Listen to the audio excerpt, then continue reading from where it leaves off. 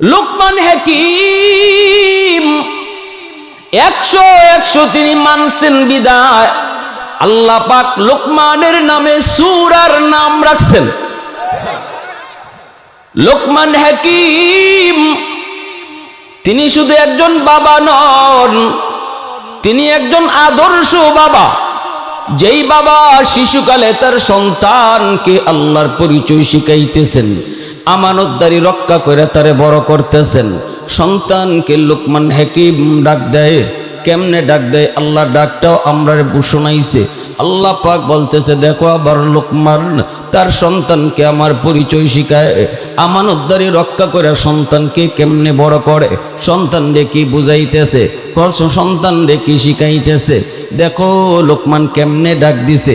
ওয়াইদ ক্বালা লুকমানু লিবনিহি ওয়াইদ ক্বালা লুকমানু লিবনিহি ওয়া হুয়া ইয়াইযুহু ইয়া বুনাইয়া ইয়া বুনাইয়া।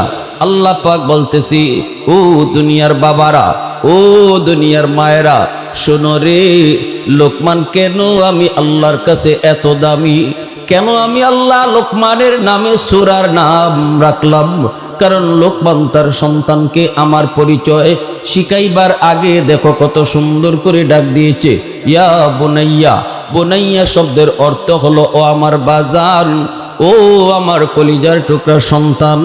আল্লাহ কয়, বান্দা শুন, সন্তানকে তুই নামাজের আদেশ দিবি, দমক দিয়া না, চোখ লাল করে না, না না লাঠি লইয়া তারে নামাজে নিস না। ঘুম থেকে উঠে না। লোকমান যেইভাবে তার সন্তানকে আদর করে ডাক দিয়েছে, তোমরাও তোমাদের সন্তানকে যখন আমার হুকুম মানাইবার আদেশ দিবা, আমি আল্লাহর পরিচয় তারে শুনাইতে যাইবা, তখন তারে মায়া কইরা নরম নরম ভাষায় ডাক দিও, কইও বাজান, ও বাজান, চলো আজান হয়ে গেছে। ফজরে আজানের সময় তুমি বাবা উঠেছো, সন্তান ঘুম থেকে উঠে না, লাঠি লইয়া তারে ফিটাইও না, ধমক দিয়া গালি দিয়া ঘুম ভাঙ্গায়ও না। আল্লাহ শিখাইতেছে, দেখো লোকমান কত মায়া করে ডাক দিছে, তুমিও সন্তানের মাথায় হাত বুলাইয়া গিয়া কো, বাজান, ফজরের আজান হয়ে গেছে, তুমি উঠো। এরপরে আল্লাহ পাক কই, দেখো লোকমানের মতো বাবা হও। এত সুন্দর ভাষায় লোকমান তার সন্তানকে আমি আল্লাহর পরিচয় শিখায়। আল্লাহ পাক ওই বাবার কথাগুলিকে এত পছন্দ আল্লাহ করছেন, এত পছন্দ আল্লাহ করছেন, বাবার কথাগুলিকে আল্লাহ তার নিজের কথা বানাইয়া কোরআনের আয়াত হিসাবে নাজিল করে দিয়েছেন। একজন বাবার কথা আল্লাহর কথা হয়ে গেল। এজন্যই বলতেছি রে যুবক, বাবা হওয়া সহজ, আদর্শ বাবা হওয়া বড় কঠিন। বাবা হওয়া সহজ, লোকমান হাকিমের মতো বাবা হওয়া বড় কঠিন। মঈনুদ্দিন চিশতির মার মতো মা হও। মঈনুদ্দিন চিশতির চেহারা দেখা 90,000 হিন্দু কালেমা পড়ে মুসলমান হয়ে গেছে। মঈনুদ্দিন চিশতির মায় কই, বাবা মঈনুদ্দিন, এটা তোমার কোনো বাহাদুরি নয়, এটা আমি মার বাহাদুরি। আমি মা জীবনে কোনোদিন তোমাকে অজু সারা দুধ খাওয়াই নাই।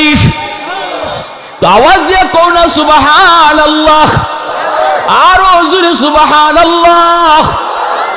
আব্দুল কাদের জিলানীর মার মতো মা হও, জিলানীর বাবার মতো বাবা হও।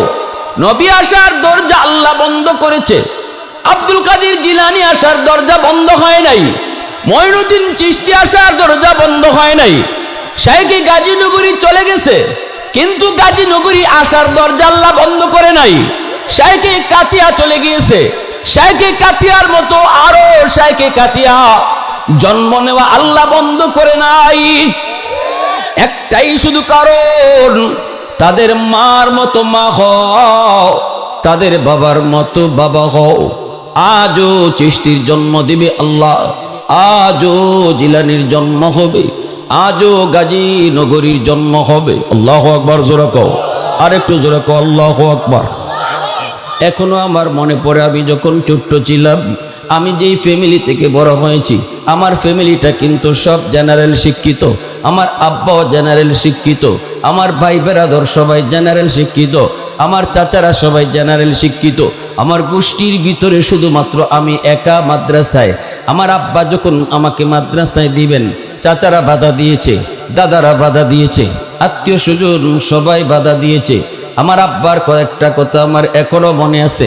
একদিন আব্বা আমাদের ঘরের একটা রুমে আমার আব্বার ফ্রেন্ড, আব্বার একজন বন্ধুকে নিয়ে গল্প করেন। আমি ছোট মানুষ, তখন আমি স্কুলে পড়ি, 3 অথবা 4 পড়ি। ওই সময় আমি আমার রুম থেকে আব্বার রুমে যেয়ে ঢুকলাম, ঢুইকা আব্বার পাশে গিয়া ঘেঁষাঘেঁষি করি। আব্বা তখন চোখটা লাল করে বলতেছেন, বাজান সালাম দিলা না কেন? সাথে সাথে আমি শরম পেয়ে বলছি, আসসালামু আলাইকুম ওয়া রাহমাতুল্লাহ। আমার আঙ্কেল যিনি মেহমান, ইনি সাথে সাথে ওয়ালাইকুম আসসালাম ওয়া রাহমাতুল্লাহ কইয়া জবাব দিলেন। আমার মাথায় হাত বুলাইয়া দোয়া করলেন, মুচকি হাসি দিয়ে আমাকে কোলে নিলেন। কিন্তু আমার আব্বার চেহারাটা তখনও অনেক বেজার। আমি দেখেছি আব্বার চেহারাটা এখনো অনেক গুসা, এখনো অনেক রাগ। আব্বা বলতেছেন, বাজান রে, তোমার এই সালাম আমি নিব না। তোমার এই সালাম? বাবা, আমি তো এইভাবে তোমার সালাম শিখাই নাই। বাবা, তোমাকে যেইভাবে সালাম শিখাইছি ওইভাবে দাও। রুম থেকে বের হও। তোমাকে বাবা শিখাইছি রুমে ঢুকার সময় সালাম দিয়া ঢুকতে হয়। তুমি রুম থেকে আবার বের হও, আবার তুমি রুমে ঢুকো, সালাম দিয়ে ঢুকো। আমার আঙ্কেল বলতেছে, ভাই বাদ দেন, ছোট মানুষ বুঝে না, ভুল করেছে, আবার তো সংশোধন করলই। কিন্তু আমার আব্বা বলতেছেন, ভাই আপনি বাধা দিয়েন না। এখন যদি আমি সার দিই তাহলে সারা জীবন আমার সন্তানের এই ভুলটা মনে থাকবে না। আর যদি আমি তার রুম থেকে বের করাইয়া আবার সালাম দিয়ে ঘরে ঢুকাই, সারা জীবন এই ভুলটা তার মনে থাকবে। ওই দিন যে আমার আব্বা আমাকে রুম থেকে বের করে দিয়েছিলেন, আবার সালাম দিয়ে ঢুকাইছিলেন, আজ থেকে 30 বছর আগের সেই ঘটনা এখনো আমার মনে আছে। এজন্যই আল্লাহ পাক কয়, ও দুনিয়ার বাপ মা, শুধু মা বাবা হইও না, সন্তানের মামলায় আসামি হয়ে যাবা। নামাজ, রোজা, হজ, যাকাত, তোমার জীবনের সব বন্দিগি এক জায়গায় আটক করে রাখবো আমি আল্লাহ। সন্তানের মামলা যদি থাকে, আমি আল্লাহ বলবো, সন্তানের মামলা আগে তুমি ডিসমিস করো, এরপরে তোমার নামাজ লইয়া তুমি জান্নাতে যাও, এরপরে তোমার রোজা লইয়া তুমি জান্নাতে যাও। জুনাইদ বাগদাদি একদিন ঘুমের ঘরে স্বপ্নে দেখেন একজন মানুষ জাহান্নামী চেহারা লইয়া ওনার সামনে কাঁদতেছি। জুনাইদ বাগদাদি বলতেছে, ভাই তুমি কে? এইভাবে তুমি কাঁদতেছ কেন? লোকটা কো, হুজুর আমি আপনার এলাকার একজন মানুষ, অনেকদিন আগে আমার মৃত্যু হয়েছে, কবর জগতে আমি আযাবের ভিতরে আছি, আগুনে পড়তেছি, সাপের কামড় খাইতেছি, কবরের ভিতরে আযাবের ভিতরে আছি। হুজুর আমি আপনার কাছে একটা সাহায্যের জন্য এসেছি। কারণ হলো আমার আল্লাহ আমাকে জানাইছেন, বান্দারে তোরে আমি মাফ করব, কিন্তু শর্ত আছে একটা। দুনিয়াতে একটা মেয়ে সন্তান রেখে এসেছো, সন্তান নাই, শুধু একটা মেয়ে সন্তান। এই মেয়েটারে তুই কোনোদিন আমি আল্লাহর পরিচয় শিখাইলি না, এই মেয়েটারে কোনোদিন নামাজের ট্রেনিং দিলি না, এই মেয়েটারে তুই আমি আল্লাহর পরিচয় শিখাইলি না, আখিরাত বুঝাইলি না। যার কারণে আজকে মেয়েটা পথভ্রষ্ট, যার কারণে তোর মেয়েটা আজকে চরিত্রহীন, যার কারণে তোর মেয়ে অসংখ্য যুবকের চরিত্র নষ্ট করে। এ বান্দা শুন, আমি আল্লাহ তোরে মাফ করে দিব, শর্ত হলো তোর মেয়েটা যদি তোর কথা ইয়াদ করে আমি আল্লাহর কাছে হাত উঠায়, তোর কথা ইয়াদ করে যদি আমি আল্লাহর কাছে সাহায্য চাই, অথবা তোর নামে কোনো দান সদকা করে, আমি আল্লাহ ওই দানের উসিলায় তোরে মাফ করে দিমু। লোকটায় কান্দার কো, হুজুর আমি আপনার কাছে এসেছি এই উপকারটা করার জন্য। আপনি যদি আমার মেয়েটাকে যা এই খবরটা একটু দেন, আর আমার মেয়েটার যদি দিল একটু নরম হয়, সে যদি আল্লাহর কাছে একটু হাত উঠায় অথবা একটু দান সৎকার করে, এই উসিলায় আল্লাহ আমারে মাফ করবে। কারণ হলো আল্লাহ পাক কয় বান্দারি কু আনফুসাকুম ওয়া আহলিকুম নারা, তুই শুধু নিজে নামাজ পড়লি, তুই নিজেই শুধু জাহান্নামের আগুন থেকে বাঁচলি, সন্তানের ব্যাপারে তুই কোনো চিন্তা করলি না।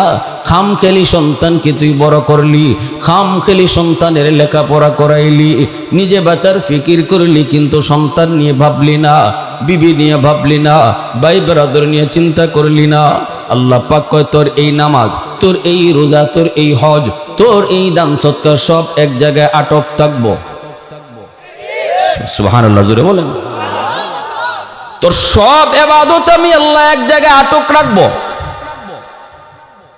লোকটা যখনই কই হুজুর এতটুকু উপকার যদি আপনি করতেন গো, সাথে সাথে জুনায়েদ বাগদাদি তিনি ঘুম থেকে উঠে গেলেন, মেয়েটার ঠিকানা লইয়া তিনি বের হলেন। মানুষদেরকে জিজ্ঞেস করেন কোথায় গেলে মেয়েটারে পাবো, একটু তোমরা কও। মানুষেরা কয় হুজুর এই মেয়েটার তো চরিত্র খারাপ, ওর কাছে আপনি কেন যাবেন? জুনায়েদ বাগদাদি বলতেছে বাইরে যে কোনো মূল্যে মেয়েটার কাছে যাওয়া লাগবে, কও তোমরা কোথায় গেলে পাবো? মানুষেরা কয় নদীর ঘাটে গোসল করে আপনি এখানে গেলে পাবেন। জুনায়েদ বাগদাদি তিনি নদীর ঘাটের পারে এসে দাঁড়ায় রইলেন। মেয়েটা গোসল করে আসার পর জুনায়েদ বাগদাদি বলতেছে মা আমি তোমার কাছে একটা কাজে এসেছি। মেয়েটাই বলতেছে মৌলবী তোমার আবার কি কাজ? জুনায়েদ বাগদাদি কয় মারি তোমার বাবার একটা সংবাদ নিয়ে এসেছি। মেয়েটা গুনাহ করে করে তার দিল বড় শক্ত, গুনার বদ আসর হলো, দিল শক্ত বানায় দেয়, পাষাণ বানায় দেয়। গুনার খারাপ আসর হলো চোখ দিয়ে পানি বের করায় না, পাথর বানায় ফেলে। মরণের কথা কইল তার চোখ দিয়ে পানি আয় না, জাহান্নামের আযাব গজবের কথা শুনাইলো পানি আয় না, মানুষের মরণের সংবাদ শোনার পরও তার পানি আয় না। গুনার বদ আসর দিল শক্ত বানায় দেয়। যেই মাত্র জুনায়েদ বাগদাদি কইছে মা তোমার বাবার খবর নিয়ে এসেছি, মেয়েটার দিল নরম হয় না, মস্কারি কইরা কইতেছে আমার বাপ তো কত আগেই মইরা ফচ্চা গল্লা শেষ, আমার বাপের আবার কি সংবাদ?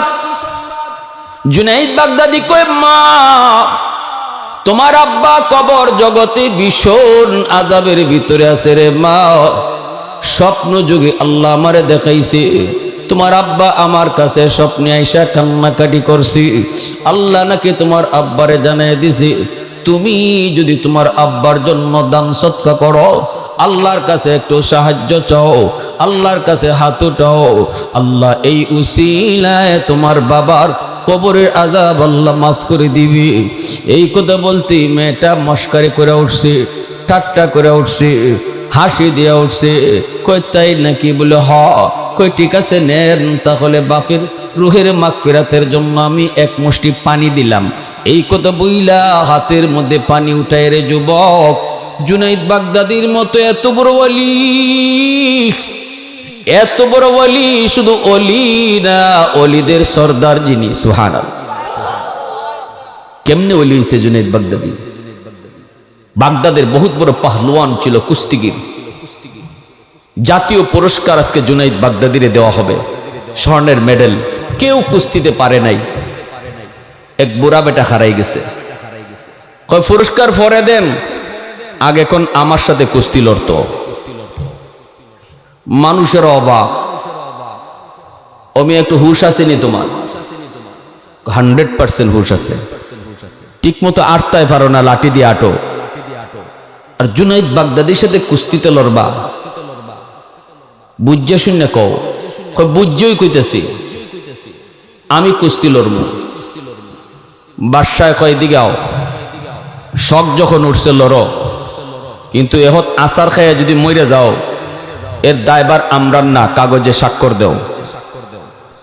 স্বাক্ষর সুক্ষর দিয়া বুড়া বেটা জুনায়েদ বাগদাদির সাথে কুস্তি লড়ার জন্য মাঠে হাজির। হাজার হাজার মানুষ গ্যালারিতে বসা। কোন বীর বাহাদুর জুনাইদ বাগদাদির সাথে পারে না। আর একজন বুড়া বেটা আড্ডি দেখা যায় ঠিক মতো আটতে পারে না, এটা আজকে কুস্তিত লড়ব। সবাই দেখতেছেন তামসা।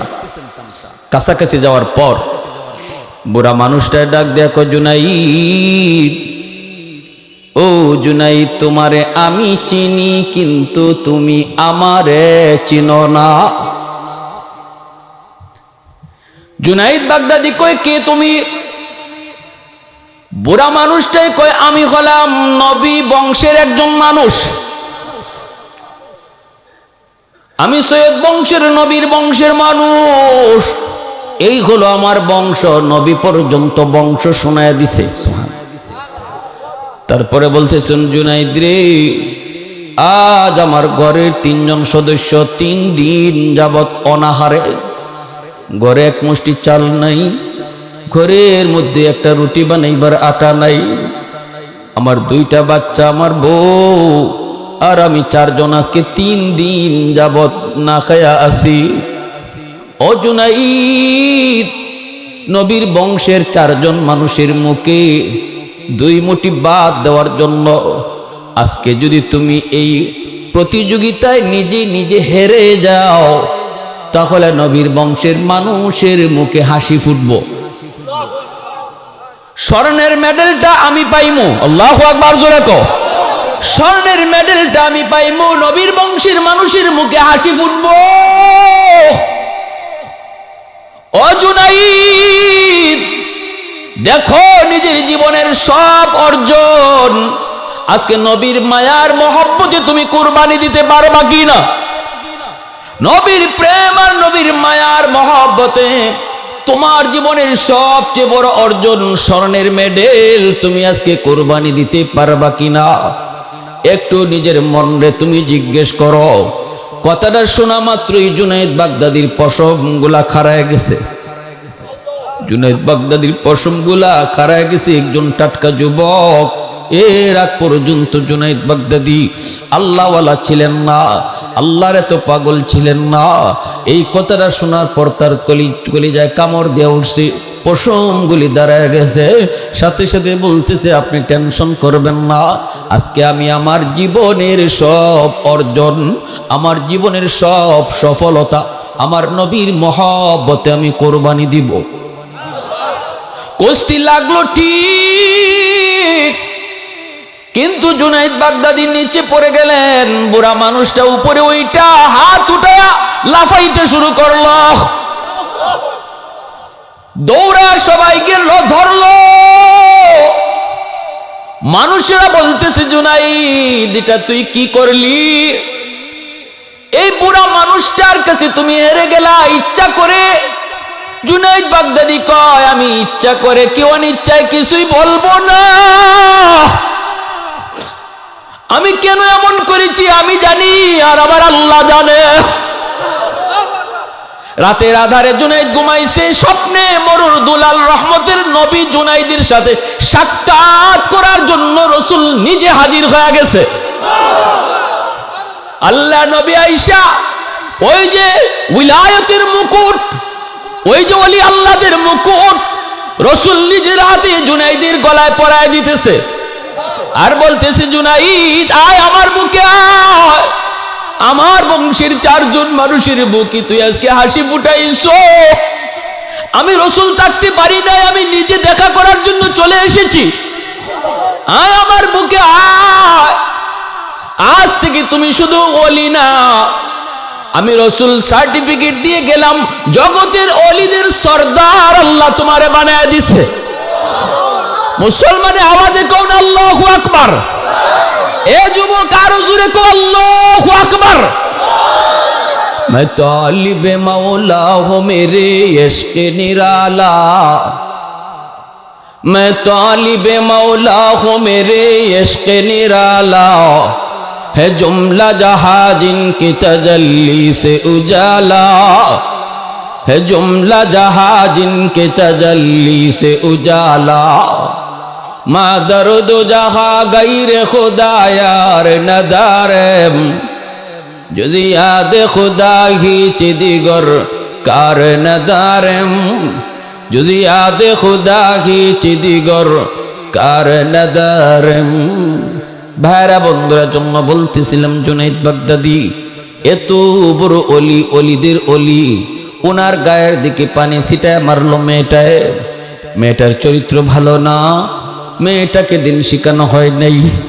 সন্তান আমি এমনও দেখেছি, সন্তানকে যদি সঠিকভাবে আমানতদারি রক্ষা কইরা তারে পড়ালেখা করানো না হয়, শিশুকালটা যদি আমানতদারির সাথে বড় করা না হয়, কত মার কবরে পাড় দেয়া সন্তান গান গায়ে গায়ে চইলা যায়। আমি নিজের চোখে দেখেছি, বন্ধুদের নিয়া সন্তান বাবার কবরের পাশ দিয়া গান গায়ে চইলা গেল। দিলের ভিতরে বাবার কবরটা দেখেও তার দিলটা নরম হলো না। এজন্যই জুনাইদ বাগদাদি দ্রুত বডিটা সরায় নিলেন। পানিটা ওনার গায়ে লাগে নাই, কিন্তু দিলের ভিতরে বড় চোট পাইছেন। চোখ দিয়া পানি চলে আসলো।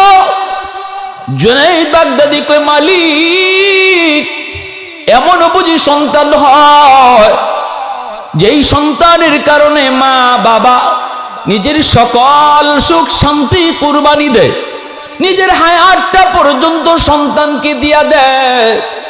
আজ ওই সন্তান বাবার কষ্টের সংবাদ শোনার পরও তার দিল নরম হলো না। ঠাট্টা করে মজা কইরে আমার দিকে পানি ছিটায় মারলো। ও মালিক, আমার কোনো কিছু বলার নাই গো মালিক, আমি তো শুধু সংবাদটা দিতে এসেছিলাম। মেয়েটা তো আমার সংবাদের কোনো গুরুত্ব দিল না। এই বইলে তিনি চোখের পানি মুইসা তিনি বাড়িতে চলে আসলেন। আফসোস করে করে তিনি চলে আসলেন। রাতের আধারে জুনাইদ বাগদাদি ঘুমাইলেন। ঘুমাইতেই দেখেন ওই মানুষটা, গতকালকে যেই মানুষটা জাহান্নামী চেহারা লইয়া ওনার সামনে এসে কান্না করেছে, আজকে ওই মানুষটাই জান্নাতি চেহারা লইয়া জুনাইদ বাগদাদির সামনে হাসতে হাসতে হাজির হয়েছে। আল্লাহর ওলি জিজ্ঞেস করে, ও ভাই কে তুমি? কই আমি গতকালকের লোক। এত পরিবর্তন কেমন করে হলো? তোমার মেয়েটা তো তোমার জন্য কিছুই করে নাই। তখন এই লোকটা কয়, হুজুর আমি আপনার শুকরিয়া জানাইতে এসেছি। আমার মেয়েটাকে আপনি যখন এই সংবাদ দিয়েছেন, আমার মেয়েটা কিন্তু ঠাট্টা কইরা আপনার দিকে পানি ছিটা মারছে। এই পানিটা কিন্তু আপনার গায়ে লাগে নাই, পানিটা পড়ছে যেই জায়গায়, ওখানে একটা পোকা দীর্ঘদিন যাবৎ পানির তৃষ্ণায় ছটফট করে। পোকাটার মুখে যেই মাত্র যায় পানিটা পড়ছে, পোকাটা পানি খায় তার জীবন রক্ষা হয়েছে। পোকায় ডাক দিয়ে কয়, মালিক যার উসিলায় পানি পাইয়া আমার জান রক্ষা হলো, তুমি তারে মাফ করো। এই পোকার দোয়ার উসিলায় আল্লাহ আমার মাফ করে দিছে। আমলের মাধ্যমে আব্দুল কাদের জিলানী হওয়া যায়, আমলের মাধ্যমে নবী হওয়া যায় না। আল্লাহর একান্তই চয়েস, আল্লাহর একান্তই চুজ। আল্লাহ যারে চয়েস করে তারই আল্লাহ নবী বানায়, তারই আল্লাহ রাসূল বানায়। আমলের মাধ্যমে কে কত উঠলো এটা দিয়ে কি আল্লাহ নবী বানায় না, রাসূল বানায় না। আমল কইরা কইরা ওলি হওয়া যায়, নবী হওয়া যায় না। ঠিক তেমনি ভাবে আল্লাহ পাক রব্বুল আলামিন নবী বানাইতে যেই শব্দ ব্যবহার করেছে, আল্লাহ কই আলেম বানাইতো আমি আল্লাহ এই শব্দটাই ব্যবহার করেছি। এর অর্থ হলো হাজারো হাজারো বান্দা বান্দির ভিতর থেকে আমি আল্লাহ যেই সিনাকে চুজ করি, আমি আল্লাহ যেই সিনাটাকে পছন্দ করি, ওই সিনার ভিতরে আমি কোরআনের নূর ঢুকায়া দেই। হাজারো বাচ্চাগুলির ভিতর থেকে যেই সিনাকে আল্লাহ পাক চুজ করবে, পছন্দ করবে, ওই সিনার ভিতরে আল্লাহ তার কালামের নূর ঢুকাবে। এজন্যই আল্লাহ পাক রব্বুল আলামিন কিয়ামতের ময়দানে হাফিজের বাবারে আল্লাহ ডাক দিব, ও হাফিজ সাহেবের আব্বা, ও মুফতি সাহেবের আব্বা, ও আলেমের আব্বা। ভুল যদি করেও কোন আলেম আল্লাহ পর্দার ভিতরে নিয়ে যাবে। হাসরের মাঠে আল্লাহ পাক এলান দিব, ইয়া মাশারাল উলামা তামাইয়াজু বাইনাহুম, ও উলামায়ে কেরাম তোমরা সাধারণ মানুষ থেকে আলাদা হয়ে যাও। সুবহানাল্লাহ জোরে বলে। পর্দার ভিতরে আল্লাহ আইনা জিজ্ঞেস করব, কেন তুমি এই ভুল করেছো? আলেম ওলামা তো মানুষ, ভুল হতেই পারে। মাদ্রাসার ছাত্র এরা মানুষের সন্তান, ভুল করতেই পারে। আর মাদ্রাসার সন্তান ভুল করবই, কারণ মাদ্রাসার বাচ্চাদের পিছনে শয়তান বেশি থাকে। স্কুল কলেজের বাচ্চার পিছনে শয়তান এত বেশি থাকে না, মাদ্রাসার সন্তান ছাত্রের পিছনে শয়তান বেশি থাকে। অল টাইম থাকে, অল টাইম, কোনো শুরুতেই তারা এই লাইন থেকে সরানি যায়।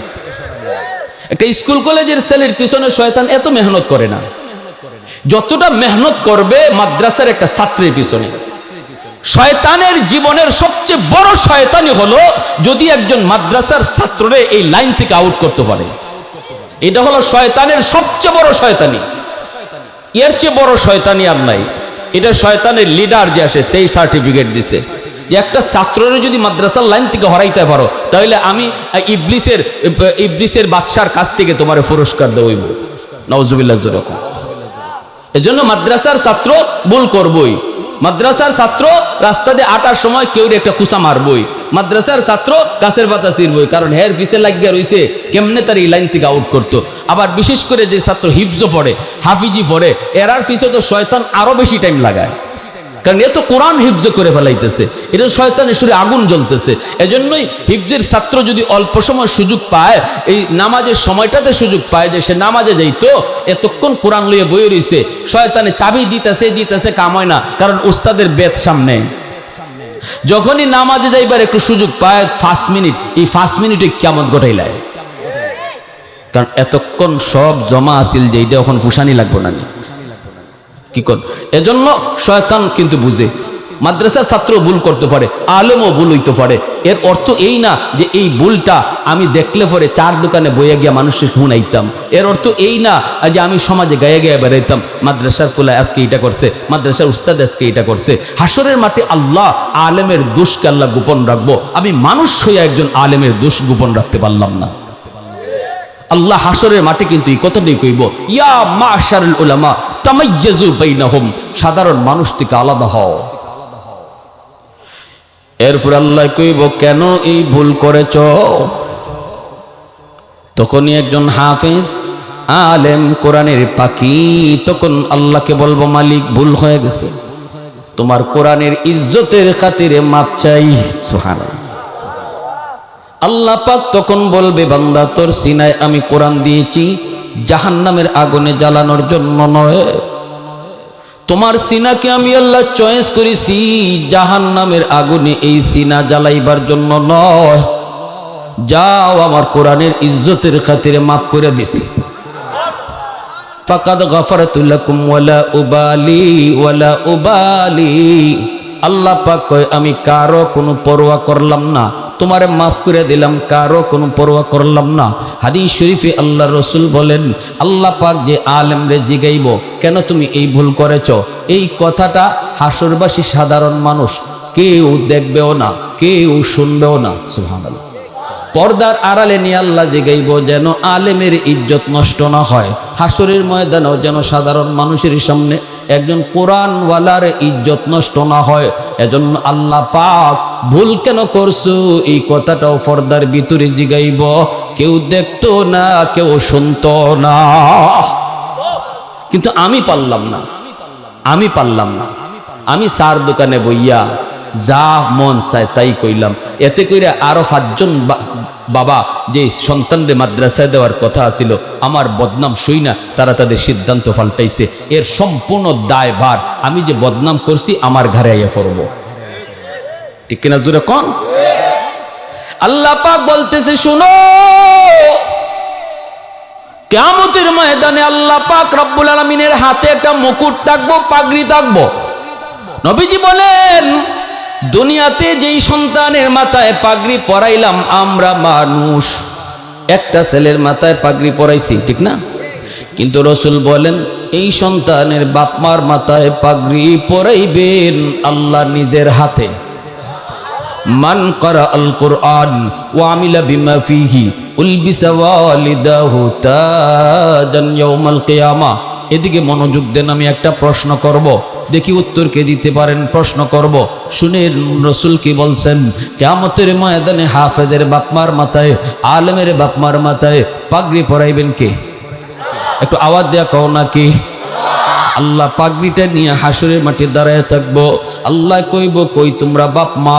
নবীর বাপ মা এসে কইব, আল্লাহ আমি তো অমুক নবীর আম্মা, অমুক নবীর আব্বা। আল্লাহ পাক বলবেন, আমি নবীর বাপ মারে খুঁজি না, আমি তো খুঁজতেছি কই আলেমের বাপ মা, কই হাফেজের বাপ মা। তখনই হাফেজে কোরআনের বাপ মা আসবো, আলেমের বাপ মা আইব। আল্লাহ কইব, আমি তো তোমাদেরকেই খুঁজতেছি। বান্দারে, দুনিয়াতে তুই যখন সন্তান নিয়ে মাদ্রাসার দিকে গেছো, তোরে কতজনে কত কথা কইছে, মাদ্রাসায় ফুলাটারে ভর্তি কইরো না, খাইব কেমনে, চলবো কেমনে, সার্টিফিকেট নাই, কেমনে চলবো, কেমনে খাইব। তুই কিন্তু এই কথাগুলি কানে দেও নাই। তুই কইছো না না, রিজিকের মালিক তো আমার আল্লাহ, রিজিক তো মানুষের হাতে না। আসলেই তো রিজিকের মালিক কেডা? একটু আওয়াজ দিয়া কোন। সন্তান দুনিয়াতে আসার আগেই তো আল্লাহ পাক সন্তানের রিজিক পাঠায় দিছে, ঠিক না? সন্তান দুনিয়াতে আসার আগেই তার মার বুকে দুধ পাঠায় দিছে কে? তাহলে বোঝা গেল মানুষ পরে আয়, রিজিক আগে আয়, ঠিক না? মানুষ পরে আয়, রিজিক আগে আয়। আমার আব্বা যখন আমার মাদ্রাসায় দিলেন, চাচারা নিষেধ করলো, কিন্তু আমার আব্বা তো কইছে একটা কথাই, উলামা একরামের মুখে শুনছি, রিজিক আগে আসে, মানুষ পরে আসে। আমার সন্তান যদি মাদ্রাসায় পড়ে সার্টিফিকেট পাবে না, তাই বইলে কেমনে চলবে, কেমনে খাবে, এটা আমার দেখার বিষয় না, দেখবেন আমার আল্লাহ। আজকে আমার ভাই হলো সচিব, আমার ইমিডিয়েট আপন ভাই হলো সচিব। বলুন তো, যত বড় সচিবই হোক না কেন, আইন মন্ত্রণালয়ের সচিব, এরপর বলুন যত বড় সচিবই হোক, যত বড় মিনিস্টারই হোক, সারা বাংলাদেশে আল্লাহ পাক আমাকে নিয়ে যেই পরিমাণ সফর করাইতেছে, যেই পরিমাণ মানুষের ভালোবাসা পাইতেছি, যতগুলো মানুষকে নিয়ে আমি দোয়া করতেছি, দোয়া শরীক হইতেছি, আমার ভাই কি এতটা পারতেছেনি? একটু আওয়াজ দিয়ে বলেন, পারেনি? তাহলে আমার আব্বা আমারে মাদ্রাসায় পড়াইয়া ঠকলেন নাকি জিতলেন? আপনি কেন নিজের মনরে ছোট করলেন? কিয়ামতের ময়দানে আল্লাহর হাতে পাগড়ি পরার নিয়ত কার কার আছে? একটু হাত উঠে আল্লাহরে দেখা। আল্লাহর হাতে পাগড়ি পরতে হইলে নিয়ত করো, সন্তানকে আলেম বানাইতাম, হাফেজ বানাইতাম। সন্তানের কামাই খাওয়ার চিন্তা বাদ দিলাম, সন্তানের হাতে কামাই খাইতে হবে না, নিয়ত করেন সন্তান যেন আমার আখেরাতের পুঁজি হয়, ঠিক কিনা ভাই? জোরে কোন। নিয়ত করেন সন্তান যেন আখেরাতের। মুহাম্মদুল্লাহ হাফিজ জি রহমতুল্লাহ আলাইহির একটা ঘটনা কই, শুধু শুনেন কেমন ঘটনা। এই যে আপনাদের মাঠটা আছে না, এরকম একটা মাঠ, ওই যে ভারতের ফানিপথ, উনি ছোট মানুষ গেছি গে, মাদ্রাসায় ভর্তি করে না হুজুররা, কয় বাবারে ভর্তির টাইম শেষ, এখন জায়গা নাই, জুগা নাই, খাওয়ার নাই, কই থাকবাই, কই হইব। তো হুজুরে এক মসজিদের মধ্যে থাকে, বারান্দায় আইসা আইসা ক্লাস করে। এইভাবেই এক হোটেলের মাঝে হুজুরে চাকরি করে। হোটেলে গিয়ে মানুষে খাইয়া দেয় যে জুটা রাখছে, এই জুটাগুলা পরিষ্কার করে। আর হোটেলের মালিকে দুইটা বাসি রুটি দেয়, একটা রুটি পানিতে ভিজাই ভিজাই সারা রাত খায়, আর একটা রুটি দিনের বেলা রাখে। এইভাবে মাদ্রাসায় ক্লাস করতেছে। একদিন মাদ্রাসার মধ্যে আইসা একটা লোকের জানাজা শেষ হয়েছে, পরে এই লোকের সন্তানরা কয়, হুজুর একজন ছাত্র দেন, 40 দিন খাওয়ানি লাগবো, এটা আমরা এলাকার নিয়ম। বড় হুজুর কয়, আমার মোহাম্মদুল্লাহ লইয়া যাও। মোহাম্মদুল্লাহ বাংলাদেশ থেকে আইসে, তারে আমরা মাদ্রাসায় ভর্তি করতাম পারছি না, কোনো লজিকও দিতাম পারি না, থাকে মসজিদের বারান্দায়, হোটেলে কাম করে খায়, নেও তারে লইয়া যাও। 40 দিনের লাগে লইয়া গেছি গা এই ছাত্র মোহাম্মদুল্লাহ হাফিজ হুজুর রহমতুল্লাহ আলাইকে। এইদিকে 10 দিন, 20 দিন, 30 দিন, 39 দিন যেই খালি হয়ে গেল গা, লজিংয়ের মেয়াদ আছে আর মাত্র 1 দিন, সাথে সাথে এই এলাকার আরেকজন মানুষ মরে গেছিল। জানাজার নামাজ পড়ানোর জন্য মাদ্রাসার মাঠে হাজির। জানাজা পড়ে আসে, হুজুর ছাত্র দেন 40 দিনের জন্য, নেও আমার মোহাম্মদুল্লাহকে নিয়ে যাও। ও বাবা মোহাম্মদুল্লাহ, তোমার লজিং বদলিয়া গেল, আজকে থেকে ওই বাড়িতে গেলেন, খাওয়া দাওয়া ঠিক। 10 দিন, 20 দিন, 30 দিন, 39 দিন হইছে, মেয়াদ আছে আর লজিং এর 1 দিন। সাথে সাথে ওই এলাকার আরেকজন মানুষ মরে গেল। জানাজা নিয়ে আবারও মাদ্রাসার মাঠে হাজির। হুজুর ছাত্র দেন, নেও আমার মোহাম্মদুল্লাহ রে লইয়া যাও। এইভাবে মোহাম্মদুল্লাহ আবার ওই বাড়িতে 1 দিন, 2 দিন, 3 দিন, 10 দিন, 20 দিন, 39 দিন ওইলেই আরেকজন মানুষ মইরা যায়। এলাকার মধ্যেই তো হইচই শুরু হয়ে গেল। ঘটনা কি রে? ওই ঘটনা কি এই ছাত্রটার 39 দিন যেই মাত্র হয়, মেয়াদ মাত্র একদিন বাকি থাকতেই মানুষ আরেকজন মইরা যায়।